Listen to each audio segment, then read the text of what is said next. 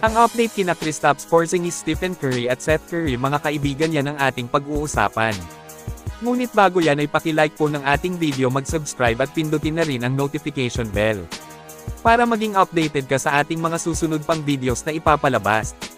Maraming salamat po. So good news para sa lahat ng mga fans ng Golden State Warriors dyan, kung saan nangako na nga po itong si Stephen Curry kay Draymond Green na magbabalik siya ngayong season.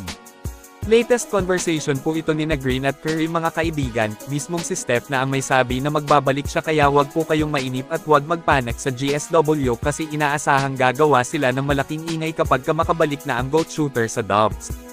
At hindi lang yan, mga kaibigan, bago ang laban ng Dubs kontra Houston Rockets, ay nakita po natin na nasa maayos na kondisyon na ngayon sina Kristaps Porzingis at Seth Curry. Well, inaasahan na rin ang nalalapit na pagbabalik ng dalawa. Exciting po ito kasi dito na makikita ang tunay na lakas ng Warriors kapag tuluyang makumplito na sila, at syempre paniguradong gustong-gusto ng makita ng marami kung gaano sila kalakas. Daming tulong na paparating ang Golden State, kaya patuloy po nating aabangan sila.